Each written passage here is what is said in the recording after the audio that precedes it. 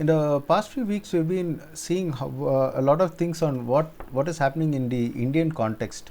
So we were talking about capacity building, and we saw that essentially we were focusing on how to train the people, and capacity building also is increasing the infrastructure. Capacity building is also increasing the infrastructure, but primarily we also look at how to build a talent pool or a pool of people who are comfortable to respond in the event of an emergency.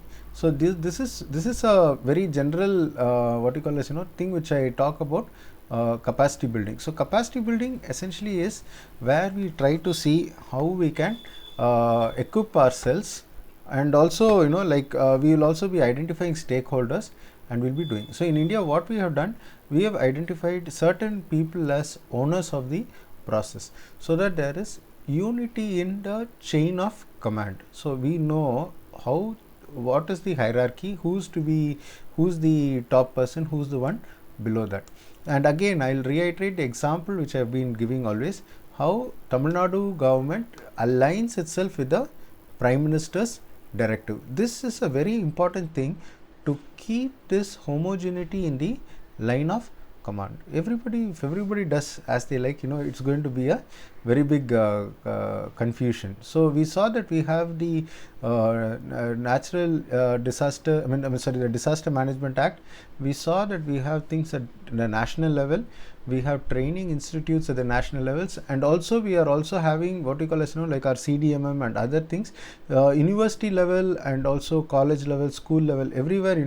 We are trying to bring the discipline into the people, and this is one of the ways by which we have got what we call as the we've got the centrality of command. Other thing is we have a lot of the resources. I think we also talked about army and other people, right? So these are the people who respond to any emergency. Okay. So what is happening is we have what is called as an incident response system. So typically, suppose you see whatever we are talking about here, when one kind of incident takes place, others usually don't need to come. For example, the Coast Guard need not always respond when there is a fire accident, or a fire service person, one who's trained only in putting out emergency fires, need not be always called to go for a ocean rescue. I am putting this in very general terms because in the event that it comes to it, all the people need to respond. See, when you look at the nowadays, there was a circular on 29th from the Ministry of Home, MHRD, the Home Affairs Ministry, which stated how this Unlock 4 has to be taking place. They also put out punishments for violators of both the chain, those who are part of the system, like for example district officials, etc., or violators who are the citizens. For example, today the wearing of mask in public is compulsory. So these kind of things were put in that booklet. Okay, so essentially what I want to put across is these people whom we put in the incident response system, they are the ones who should obey whatever is the order. So that's what you will find it in the what you call as the directives or the circulars which are issued from instructions, guidelines which are issued from time to time. Okay, so these incident response system, members of the incident response system could be called for any of the emergencies, plain and simple, but it doesn't mean that for all the emergencies all the people are going. So that is why we have what is called as an incident response system, where we have specific people who can pull different units and then do different work. One of the important things which we have to remember in this whole exercise is that we have a very flexible organization structure here. The organization structure which is here is very flexible. Okay, so we have a when I say we have a very flexible organization structure for this particular responding to disaster. And So it doesn't mean that always we have a centralized chain of command, but it doesn't always mean that it has to be only in a specific order. Okay.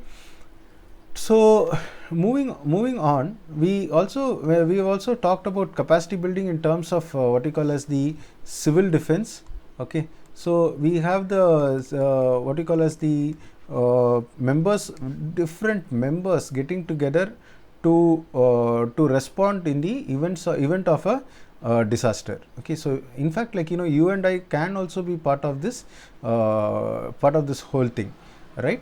So this one is actually it was actually initiated in 1968 Civil Defense Act. It was reiterated in the year 2009. Okay, so the aim is save lives, minimize losses. Okay. So when I say loss, it can be loss of property or protection of things or so on and so forth. So this is where like we have what we call as there is a lot of training and other things which is done, but I'm not going to go too deeply into this. I'll request all of you to see how you can probably volunteer for any of this organization. So this is where for example, you have your fire services. For example, see, fire services, they are not essentially, we can't actually call them as the people who are like the police or army. So it's also a civilian force. Again, we have what is called as the civil defense, and these people are people who will be like first responders, or the people who are in a small community who can immediately respond to any disaster. And moving on, we also have one more thing, which is the home guard. Okay, so home guard, if you see, they will have uniforms and other things, but they are not actually police or anybody with that kind of an authority. Okay, so you'll find that they have also very good structure and other things. Okay, and also, in fact, if I'm not mistaken, they have a college, National Civil Defense College. Okay, where you can probably learn a little bit more about how to organize a civil defense. Okay, so these are all ways by which we build capacity. When a disaster strikes, what we are going to do, who's going to do, how is it going to be done, right? When is somebody to respond, when is somebody to keep quiet. Okay, so this is the sum total of what we have done in the past couple of lectures. Now moving on, I want to probably go through a few of what we call as the accidents and incidents which have happened in the past. Okay, so if you look at what we call as if you look at the reason why we are doing all of this, it is to what we call as take part in what we call, when something bad happens, we are also going to be part of all of this. And yeah, so in fact, the only thing is that I myself am not too comfortable to talk about all the things of this nature, because we really don't know what is it that you people will be unhappy to hear, or what are the things which you people are likely to feel bad about. Okay, so I don't want to frighten any of you into thinking that only bad things happen or stuff like that, but I also believe that you are all mature enough to accept that bad things do happen. Okay, so with this what I call as a little bit of information, we will probably be going on. Okay, now any questions from any of you, please, at this point in time?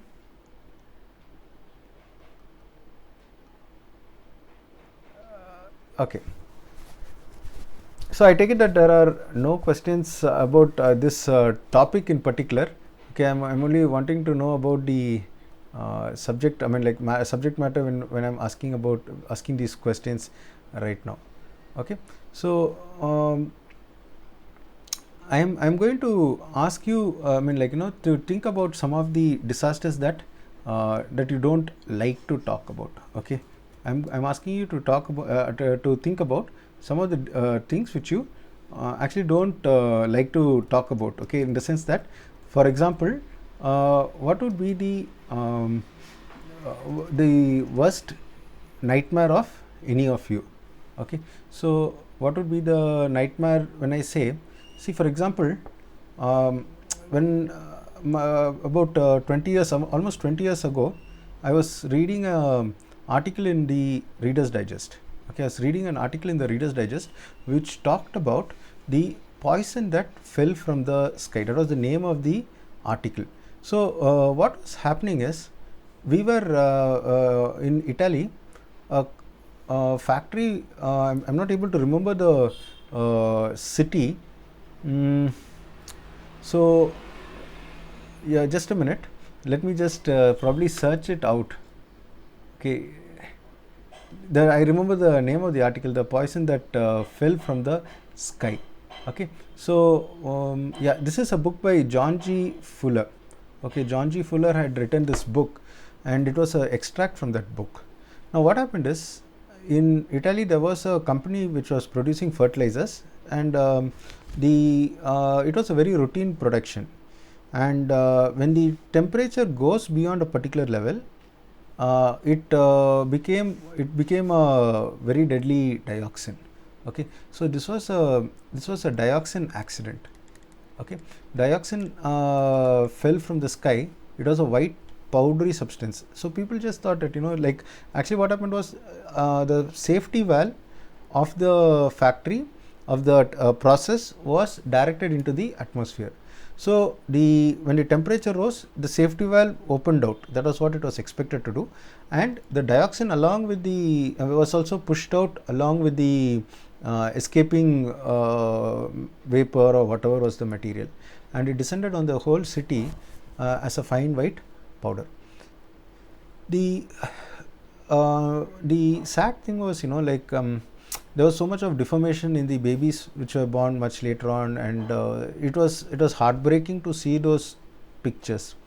I was so, what I call as, impressed. I mean, impressed in the sense that, it was impressioned on my mind as a young boy, that things were not very safe with factories. So every time I go near go to a factory, there is always that fear: what will happen if something goes bad, right? So here, this was an accident in Italy in 1978, I guess, or I don't know. The book was came out in 1979, so it must be much before that. So this was one of the very bad accidents. Okay, so the main thing was, the process was not under control. I am just simply going through some of the industrial accidents because it is part of what we call as the disaster preparedness also, right? So and of late also, if you see, the number of accidents which have taken place is quite a lot. We had quite a lot of accidents in the near past, and that is not something which is actually very good to think about. Okay, we need to be able to protect ourselves also, right? So yeah, so basically what happened was, in this case, we had the dioxin poison, which was the result of an runaway process. Okay, the other thing which usually all the people talk about is the 3 Mile accident. Okay, so this is a nuclear accident which happened in US. So basically what happened was, this was also something similar to that. The assumption was that the nuclear fuel rods will always be immersed in water. Okay, but due to some failure, again here there was a safety valve which opened out. So it was not that things were not happening. Things happened, but then it didn't happen the way it was supposed to happen. That was the sad part of the whole thing. So what do you call as it opened out. When it opened out, it opened into the atmosphere. I mean, in the case of Italy, here what happened was, the safety valve did not. Once the pressure was released, it was supposed to close, but it didn't close. And unfortunately, the problem was, the operators were not aware of it, because the signal panel was the indication panel was showing that the valve had closed. So again, this was a process error, and yeah, so there was an explosion, nuclear, you can go through the rest of this stuff. The other one was Chernobyl.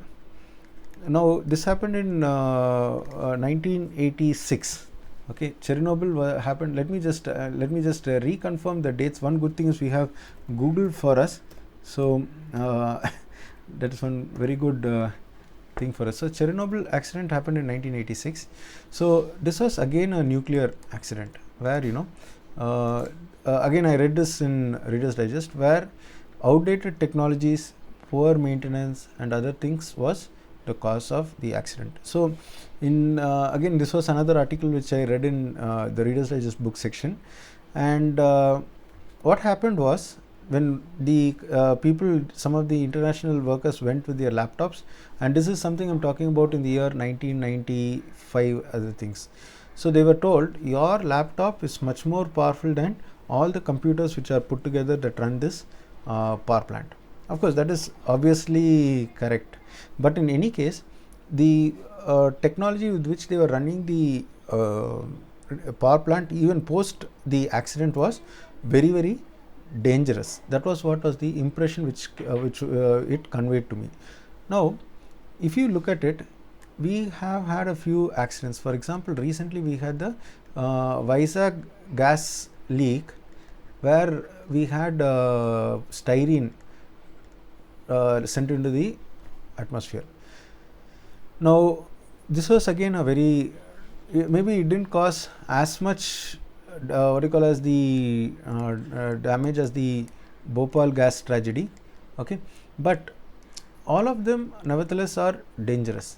Anything could happen at any time. See, for example, when my parents were buying a flat, they took it in a suburb, and the view was beautiful. We could see all around for many kilometers. It was only like fields and open areas, and about a kilometer or so away there was one factory which I could see.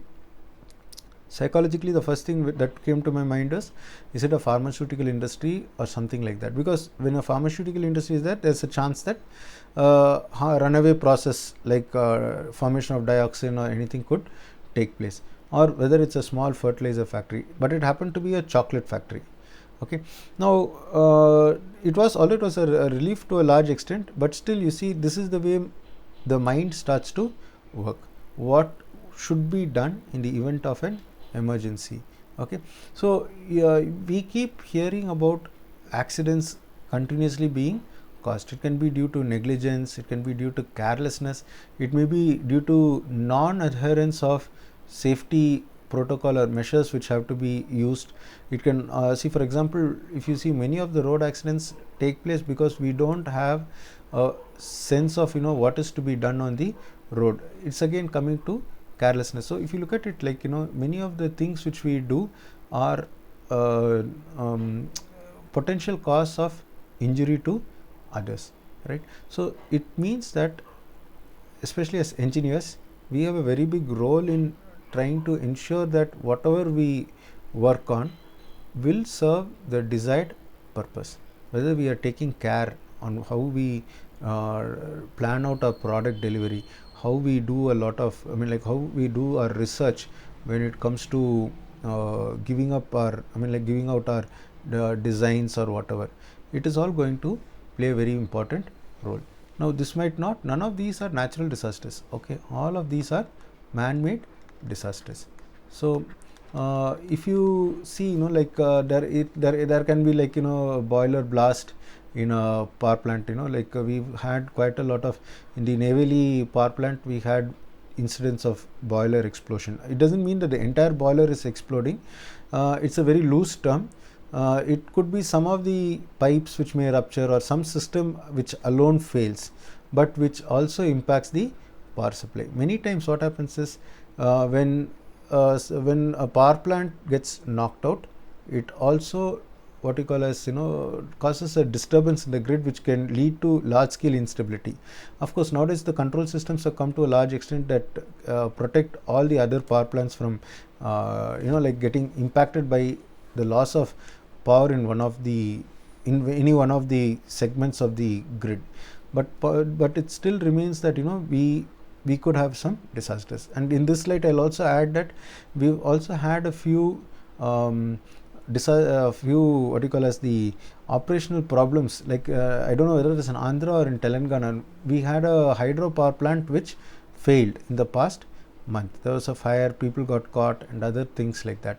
And in case of a hydel power plant, if the system causes the what you call as the compromise of the structure of the dam, then the chance of a flood occurring which can really wipe out a lot of people is very very large. So it is just that like when we are doing an intervention into nature, sometimes it is going to be beneficial, but many times the fallout of such an action is very very bad. I was also going through another interesting, I was going through documentaries. When I say interesting, it caught my attention because it said that US has killed more people, more of its own citizens using the nuclear bomb than it has killed its enemies. So in the form of testing, in the name of testing, so much of damage has been done to the environment, right? And you will also know that when you have underground explosions or undersea explosions, they could be potential cause of earthquakes also. It may not be in the specific place where you conducted the test, but there are so many other places where the impact is likely to be felt. So these are some of the thoughts which I wanted to put across to all of you, to help you understand that when I say we, it's our country, India, has specific task forces for most of these kind of disasters. See, for example, maybe this pandemic was something that really caught us off guard, okay, but any of the other disasters are what we call as are situations which we always think about. Okay, now let me just correct myself. Pandemic is with the E, and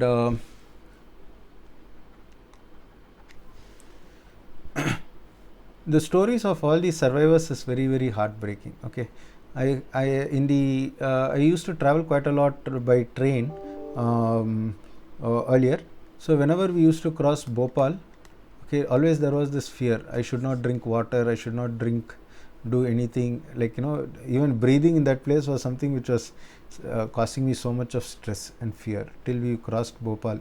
So you see, this is this is what like kind of is the makeup which I am made up of when it comes to disasters. Maybe I am a very scared person, and basically maybe I should not be fearing the whole thing, like this industrial accidents and other things, but when this happens, what should be the response which probably each of us has to do? See, if you are going to have a what you call as a nuclear accident, the best thing is like close all the windows and doors and try to stay indoors. This we have what is called as the fallout. Okay, so we try to stay out of the fallout. So this can stay on your hair, this can be staying on your clothes or anything. If you could have got like affected by the fallout, immediately wash yourself of all the things. So typically they say that if suppose you are able to stay away for about 3 days, most of the harmful substances would have fallen onto the ground, so you are less likely to be affected by a fallout. The same thing, if suppose you are going to know that that there has been an industrial accident, the first and most common thing is that people like to go to see what is happening. See, for example, all of us know that the speed of sound is much lesser than the speed of light. So typically, if suppose you see a big flash of light, the impulse is to run to the window to go and see what has happened. Okay, so this is what happened in the Halifax tragedy. Halifax is in Canada. This was the one of the greatest, or explosions, or this is the mother of all explosions literally for all the non-nuclear explosion. So everything would be compared when in size of the Halifax tragedy. So people ran to the windows to see what has happened. So then the shock wave and the shock wave traveled and reached, and it caused all the windows to implode on the or explode onto the faces of the people, and this also increased to the number of casualties. Okay, so the moral of the story is, suppose it's a nuclear accident, stay indoor. If suppose you are feeling that there has been an industrial accident, more than trying to see what is happening, today the trend is that we take selfies or videos with our mobile phone. That is the first instinct which we have. So so we do that, and in doing so, what happens is you could endanger yourself. Again, if suppose it is a accident like this, dioxin or some poison, probably the first cloud which passes is going to have the most of the harmful substances. So how is it that we are going to protect ourselves is the big question which I am putting to all of us. Okay, so you can read about all these tragedies. You can try to see how people protected themselves, or why they suffered. So if you know why they suffered, probably we are not going to do it. For example, I am keeping on saying the glass burst because of the shock wave which followed the blinding explosion, right? So how is it that we can these are all very simple things which we all know, but then at that point in time, whether we are going to be able to apply it or not is based on the amount of knowledge which has been shared with you, or the amount of knowledge which you have tried to absorb. Okay, so I will stop at this point in time, because I don't want to bore you with gore, or I don't want to bombard you and frighten you into this one, thinking about gore. But at least these are some of the accidents, 5 accidents which stand out in my mind. These are 5 accidents which stand out in my mind. Okay, in addition to this, of course, there are also the rupture of dams and other things, but I don't know to what extent they will be impacting you, because if a dam breaks say 10 kilometers away, you will definitely get some kind of warning, sufficient warning to probably at least move away from the zone where the flooding takes place. But when you are talking about these industrial accidents, these are very sad, and these have very long lasting impacts.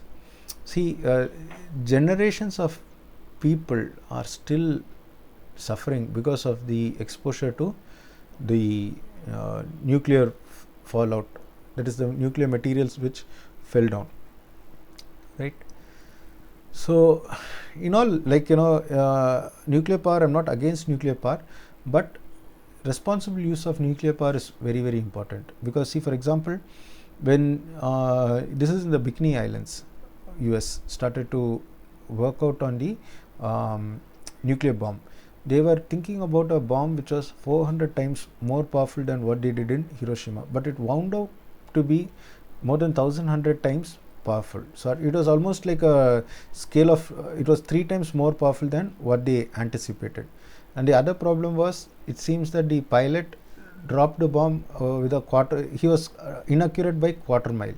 So that again made things worse, and the wind was blowing in an unfavorable direction. So it took the particles, nuclear particles, to a very large area, and people started to suffer. Now maybe it doesn't come very often out in the news, but I mean, people try to hide all these kind of things. It happened then, but slowly things do come out at later points in time.